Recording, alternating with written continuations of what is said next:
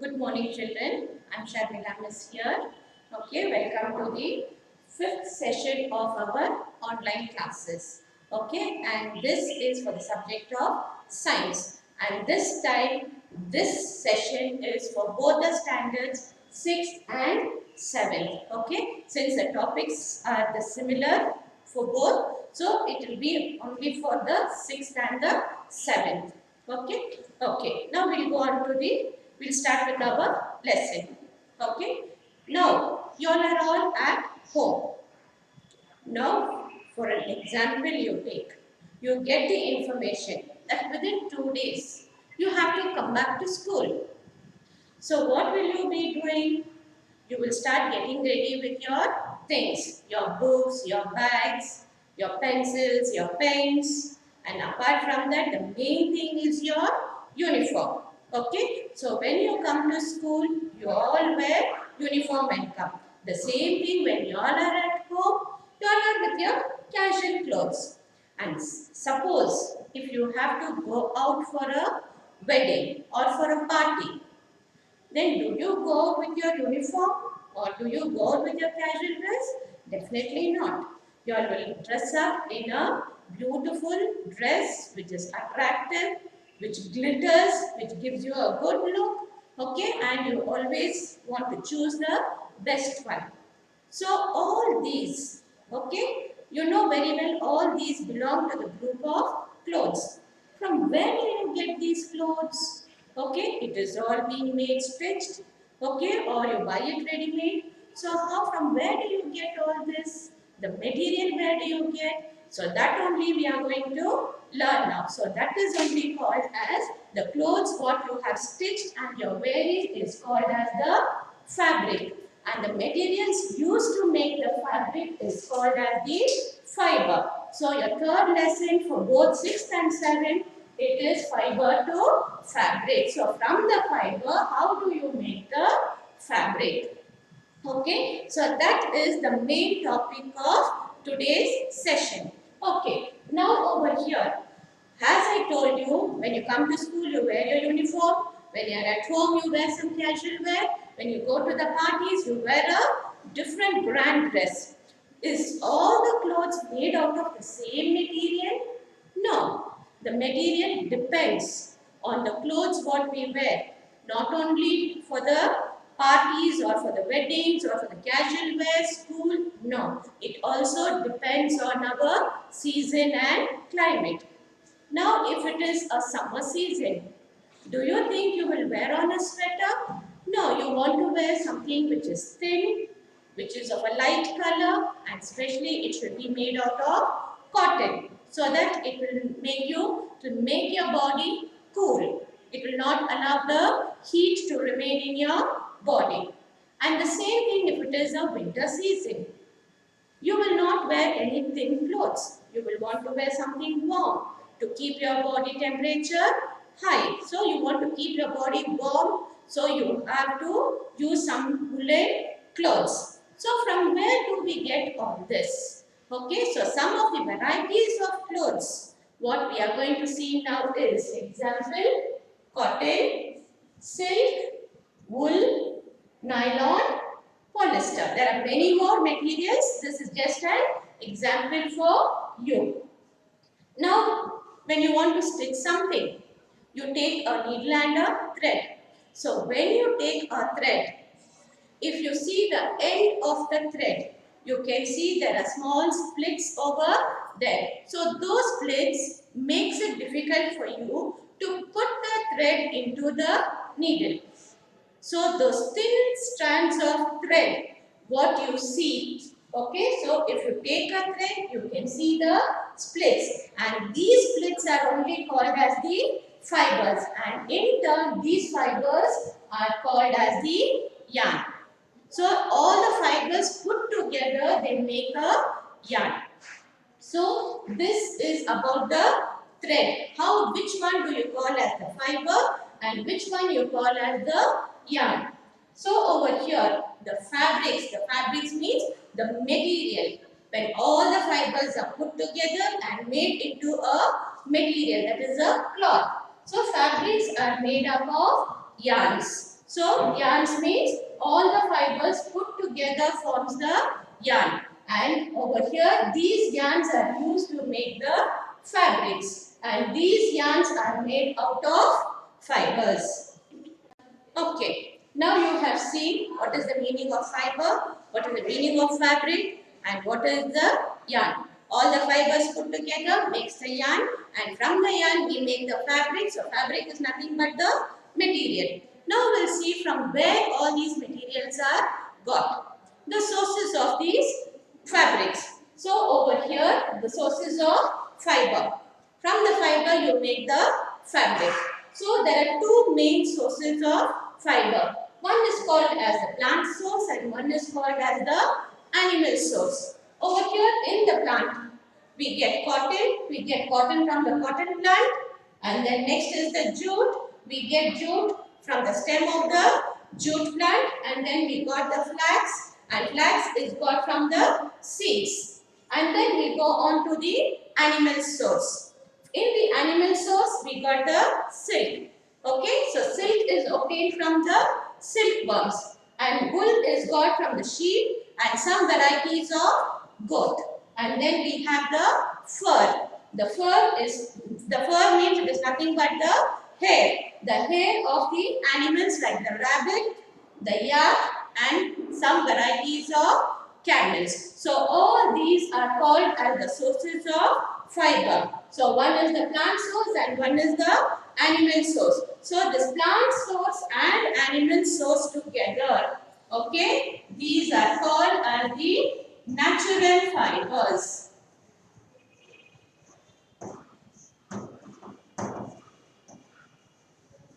So the plant source and the animal source put together, it is called as the natural fibers. What do you mean by the word natural? That is, we get it in nature. So from the plant, we get all these, and from the animals, we get all the three fibers. So this plant source and the animal source together, we call it as the natural fibers. You have already seen what is the meaning of natural fibers. So natural means which is got naturally from the nature. So from the nature, from two, we are getting the natural fibers. One is from the plants and one is from the animals. And now, next is the synthetic fibers. So synthetic fibers means which is not obtained either from the plants or the animals. It is made by man. Okay, that is, it is made by human beings using the chemicals. Okay, the chemicals are used to make the fabric. Neither it is taken from the plants or from the animals, but using only chemicals, the fabric is made, and it is made in the form of chemical methods. So the chemical method which is used by the man to make the fabrics or to make the fibers, it is called as synthetic fiber. Over here examples: nylon, polyester, acrylic and terling. Okay, so acrylic means, don't think it is the paint. Acrylic is, you have seen the books when you bind, when you give it in the press for binding, they use the cloth by the side to keep the book intact. Okay, so that material of cloth is used, it is known as acrylic. So this is about synthetic fibers. So there are two types of fibers. One is natural fiber and one is synthetic fiber. Yes, children. Now you all saw that in natural fibers, that is especially from the plants, you get cotton. Okay. Now we'll see how this cotton is extracted. Extracted means taken from the plants, and then how it is being used and for what all it is being used. Okay. So that is called as extraction of cotton. Okay. So first, the cotton, it is got from the cotton plant. Okay, from the cotton plant we get the cotton, and usually this cotton plant grows very well in the places which has got warm climate and the places which has got black soil. Okay, so the black soil and the warm climate is very suitable for the good growth of cotton plants. And then next is from how or from where do you get these cottons? So in the cotton plant, you get a fruit.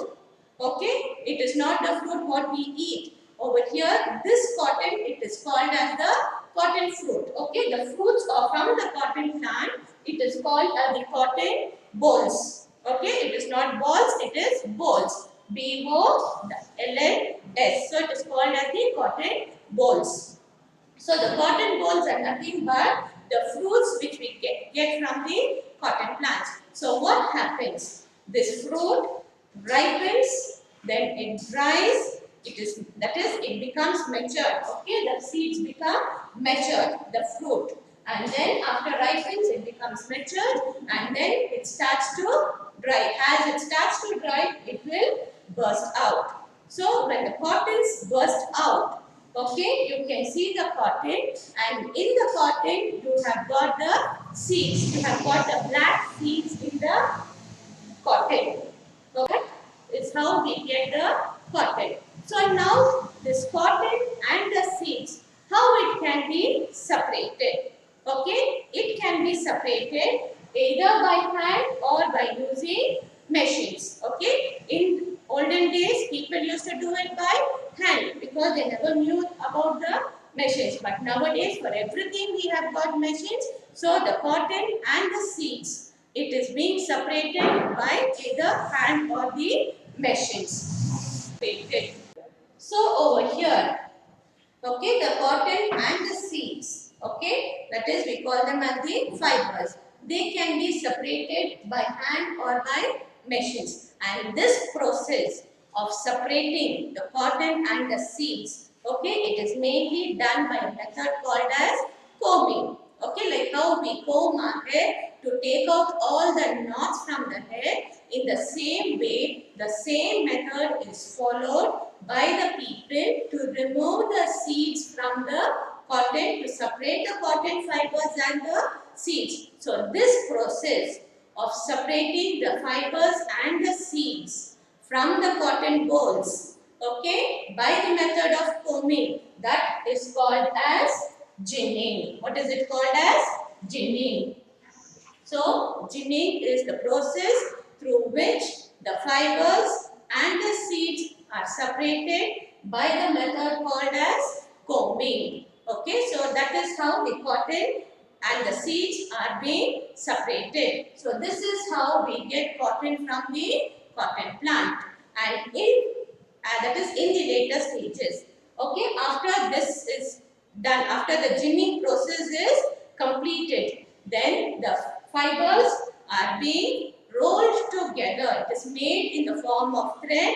It is being rolled together, put into the looms, and then the cloth is made, and that only we call it as the fabric. Okay, so cotton is not only used only for making clothes, it is used for other purposes also. Now, for example, you will have beds at home, you will have pillows at home, you will have the quilt at home. So all this is made, that is the cotton is stuffed inside to make it soft. So in the cotton itself, you have got another variety of cotton which is called as the synthetic cotton. So that cotton is used mostly in the quilts. And then cotton is also very useful in the medical field.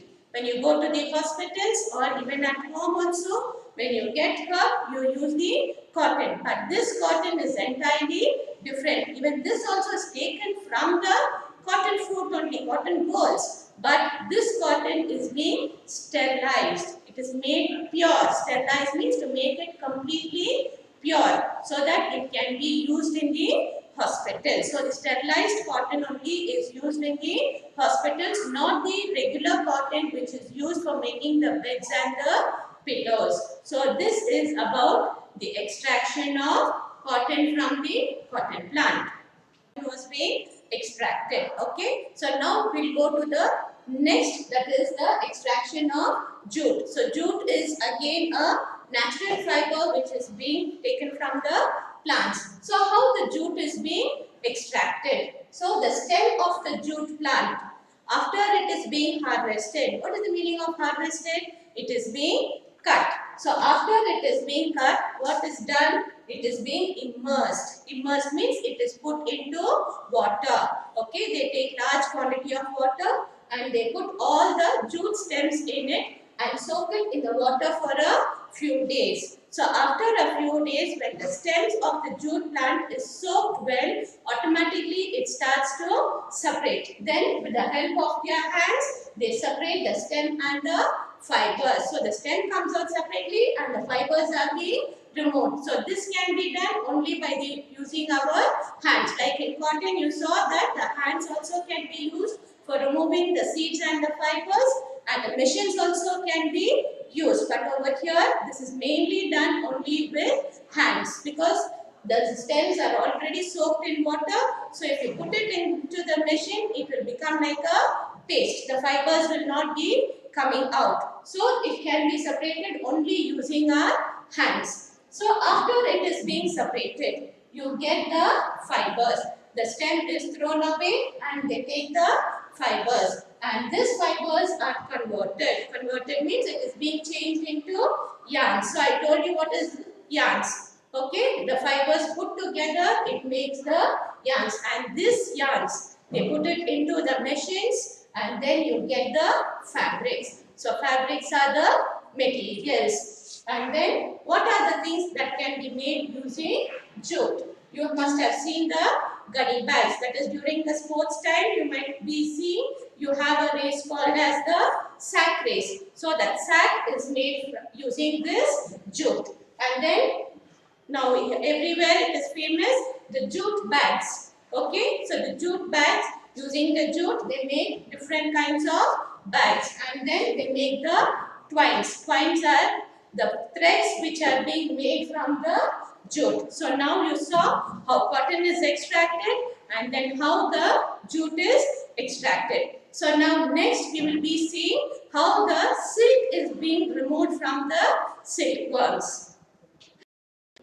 Okay children, now we'll see how the extraction of silk takes place. Okay, so silk is removed from the silkworms. Okay, the silkworms are reared in large quantities and mainly the silkworms to produce the silk, they are being fed with the mulberry leaves. Okay, so the silkworm feeds on the mulberry leaves and after a certain period of time, the silkworm starts to produce a liquid. And the liquid which it is being produced by the silkworm, it forms a cocoon. Okay, the silkworms form a cocoon. Okay, it is being formed and it is left for 21 days. For 21 days, the cocoon is being left for the silkworms to produce all the liquid which is there in its body. So after 21 days, what is being done is the silkworm will be inside the cocoon itself. So they take huge vessels. They pour water in it and they boil the water. So as the water is boiling, they remove the cocoons. The silkworm will be inside the cocoon only. So this cocoons they take and they put it into the hot water. And as the water is boiling, the silkworm and the cocoon will get separated. So they use a long stick. They keep stirring the water. So as they keep stirring the water, the silk which is produced by the silkworms, it will come and get combined with the stick. It gets rolled in the stick. So when all the silk is being, all the thread is being rolled into the stick, then the stick is being removed out. But the silkworms will be dead over there. So by the time this one process is over, the another set of silkworms will be reared already. So the silkworm's life is only till it forms the cocoon. So this is how the silk is being extracted from the silkworms. And this silk, it is used for making materials. The costliest material is the silk. Okay, so you might have seen your mummies when they go for wedding, they wear the silk sarees. Even when you all go for some parties or weddings, you use the silk dress. So that silk is nothing but it is extracted from the silkworms. So now we have seen how the cotton is being extracted, how the jute is being extracted, and how the silk is being extracted. Okay, so if you have any doubts, you can make a note of it and keep. And when you give your assignment for correction, so you can mention your doubt over there. And in the next session, after this lesson is completed, I will give you the assignments along with the video. Thank you.